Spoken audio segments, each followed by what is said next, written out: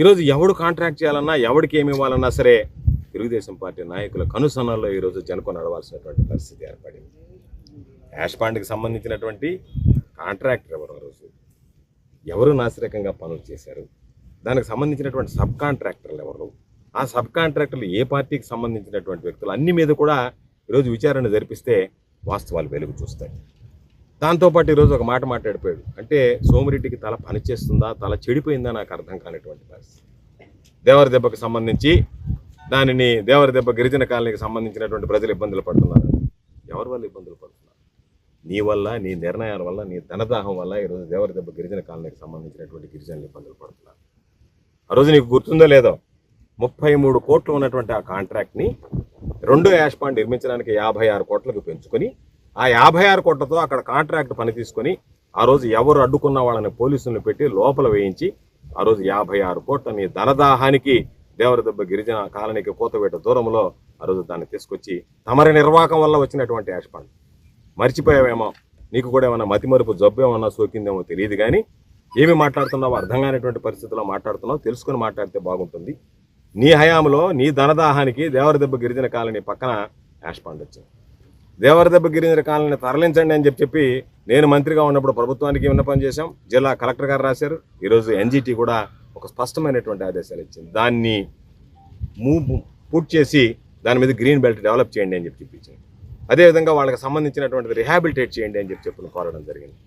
దాని గురించి ఏ రోజు నువ్వు అధికారంలో ఉన్నప్పుడు వాళ్ళ గురించి పట్టించుకోకుండా మేము వచ్చిన తర్వాత దాని గురించి కాస్త ఆలోచన చేసి ఏ విధంగా చేయాలంటే R&R ఏ విధంగా చేస్తారు, R&Rలో ప్రభుత్వ పాత్ర ఏంది, R&Rలో ఉన్నటువంటి పరిశ్రమల పాత్ర ఏంది, ఆ మాత్రం కూడా తెలియనటువంటి వాడుగా లేకపోతే తెలిసి తెలియనట్టుగా నటించేవాడిగా నువ్వు మిగిలిపోతున్నావు. ఈరోజు అదేవిధంగా నేటూరుకు సంబంధించినటువంటి R&R ఇళ్లను గురించి మాట్లాడావు. నీకు ఒక అలవాటు ఉంది, దిగిపోయేటప్పుడు శంకుస్థాపనలు చేసిపోయే అలవాటు, పూర్తి చేసే అలవాటు ఏ రోజు నీ జన్మకు లేదు కదా. నీ బ్రతుకంతా వెళ్ళడం, శంకుస్థాపన స్థిలా పలకాలు వేయడం, ఏదన్నా ఉంటే దండుకోవడం, వెళ్ళిపోవడం తప్ప మరొక కారణంతో పనిచేసేవాడు కాదు కదా నీ జీవితం, నీ బ్రతుకంతా. కాబట్టి ఈరోజు నువ్వు దానికి సంబంధించినటువంటి దాంట్లో R&Rకి సంబంధించి ఒక సమావేశం ఏర్పాటు చేసి సిగ్గుతో తలదించుకోవాలి. నువ్వు అధికారుల దగ్గర కళా వెంకట్రావు దగ్గర ఒక సమావేశం మొక్కుబడిగా ఏర్పాటు చేసి ఎవరు ఎంత అయితే అంత ఇస్తారని చెప్పి రాయించేసి లేచి వెళ్ళిపోతారు. దాంట్లో వాళ్ళు ఏమన్నారు, సెమ్కార్ బోర్డులు ఏమంటున్నారు, మా సంతకాలు లేవంటున్నారు. ఈరోజు సెమ్కార్ దగ్గరికి పోతే ఏమంటుంది, పరిశ్రమల మీద మీరు దాడి చేశారని మాట్లాడుతున్నారు.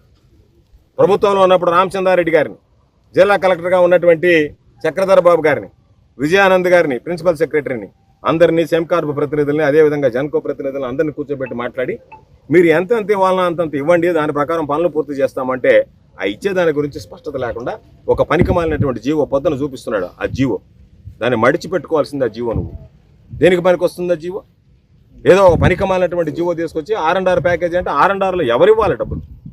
కంపెనీల గురించి ఎప్పుడన్నా మాట్లాడావా?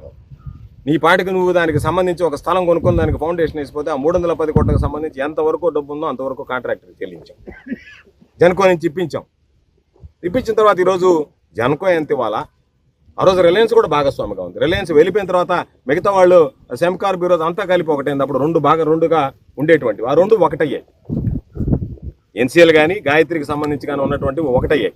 కాబట్టి ఇప్పుడు సెమ్కార్ప్ యాజమాన్యంలోకి వచ్చింది కాబట్టి వాళ్ళు ఎంత కంట్రిబ్యూట్ చేయాలనేటువంటి దాని మీద స్పష్టత లేకుండా 118 అబద్ధాలు బ్రతుకు ఏందనేటువంటిది స్పష్టంగా అర్థమయ్యేటువంటి పరిస్థితి.